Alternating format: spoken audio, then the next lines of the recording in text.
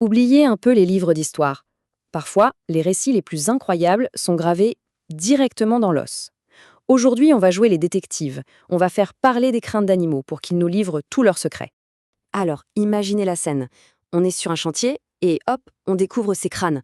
On dirait des reliques sorties d'un passé lointain. Pour certains, ce ne sont que de vieux os, mais pour nous, c'est le point de départ d'une enquête passionnante. Chaque fissure, chaque dent est un indice. Qu'est-ce que cet animal mangeait? Comment est-ce qu'il vivait? Eh bien, les réponses sont juste là, sous nos yeux. Pour percer ce mystère, voilà notre feuille de route. D'abord, on va voir comment un crâne se lit, un peu comme une biographie. Ensuite, on va zoomer sur les indices les plus importants, les dents. On va comprendre comment elles nous révèlent le régime de leur propriétaire. Puis, on décortiquera le cas d'un véritable maître de l'adaptation. Et à la fin, eh bien, toute l'histoire se dévoilera. Allez, on commence. Première étape de notre enquête, le secret du crâne. Qu'est-ce que cet os peut bien avoir à nous raconter? En fait, l'indice clé de notre enquête, c'est la dentition. Il faut voir chaque dent comme un chapitre de la vie de l'animal. C'est elle qui nous révèle son menu et donc toute sa stratégie pour survivre. Non, vraiment, un crâne, c'est bien plus qu'un simple os, c'est une véritable carte d'identité biologique. Bon, comment on lit cette biographie alors? C'est simple, nos outils sont juste là, plantés dans la mâchoire. Chaque type de dent a un rôle bien précis. C'est notre boîte à outils du parfait détective. Ces notes d'un biologiste le montrent très bien. Tout est une question de forme, de design. Pour notre enquête, on va se concentrer sur 3 outils qui sont absolument essentiels. Les incisives, les canines et les molaires. On commence par l'avant avec les incisives. En général, elles sont plates et assez tranchantes. Pensez à des ciseaux en fait. Leur boulot, c'est de couper net la nourriture avant que le reste de la mâchoire ne prenne le relais. Juste à côté, on trouve les canines. Ah, celles-là, elles sont bien différentes. Pointues, acérées. Parfois, ce sont des vrais crocs. Leur mission, agripper, percer et déchirer. C'est l'arme de prédilection des chasseurs qui doivent maîtriser leur proie et déchirer la viande. Et pour finir, tout au fond, on a les molaires. Alors elles, ce sont les poids lourds de la bouche. Elles sont larges, souvent plates. Leur rôle, c'est de fonctionner comme des meules pour tout broyer, tout écraser. Surtout les aliments les plus coriaces, comme les végétaux. Parfait. Maintenant qu'on connaît nos outils, il est temps de s'en servir pour de bon.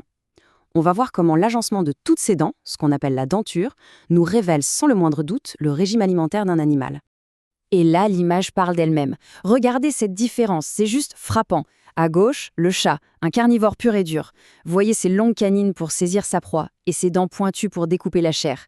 Et à droite, la vache, une herbivore. Rien à voir. Pas de canines menaçantes, non, mais de larges et plaites molaires conçues pour mâcher de l'herbe pendant des heures. Ce petit tableau résume tout ça très clairement. Les carnivores, eux, ont un véritable arsenal de dents pointues. Les herbivores, c'est plutôt une usine de broyage avec leurs grosses molaires. Et puis il y a les omnivores, comme nous, les humains, qui avons une dentition super polyvalente. Un mélange de tout ça pour pouvoir manger un peu de tout. Mais bien sûr, la nature est rarement aussi simple. Certains animaux, on ne peut pas les mettre dans une seule case. Et c'est là que ça devient intéressant avec le cas du renard, l'opportuniste par excellence. Si on regarde de plus près le crâne du renard, on voit qu'il a un peu de tout. Des canines bien développées pour chasser, oui, mais aussi des molaires capables de broyer. C'est la signature typique d'un opportuniste, c'est-à-dire un animal qui ne fait pas le difficile et qui mange ce qu'il trouve en fonction du lieu et, surtout, de la saison. Et c'est là que ça devient fascinant. Son menu change complètement au fil de l'année.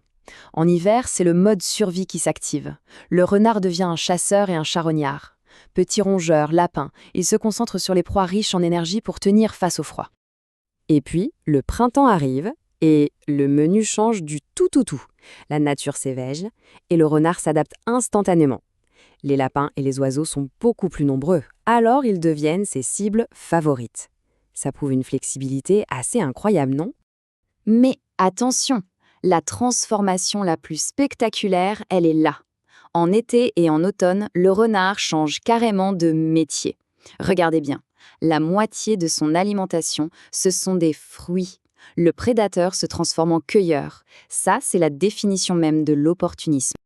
Et voilà, on arrive au bout de notre enquête. Toutes les pièces du puzzle sont en place. Il est temps de rassembler nos indices pour révéler la grande histoire que nous raconte ce simple crâne. Alors, qu'est-ce qu'on retient de tout ça? D'abord que dans la nature, la forme est toujours au service de la fonction. Les dents sont des outils spécialisés. Ces outils nous révèlent un régime alimentaire. Et ce régime, il raconte toute une histoire de survie. Finalement, un crâne, ce n'est jamais silencieux. C'est une archive biologique qui attend juste qu'on la déchiffre. Tout ça, ça nous amène à une dernière question, assez personnelle. Si on regarde notre propre dentition, quelle histoire nos dents racontent-elles sur nous? Eh bien, elles racontent l'histoire d'une espèce omnivore, une espèce conçue pour s'adapter et prospérer grâce à un menu incroyablement varié. La preuve, elle est dans notre propre sourire.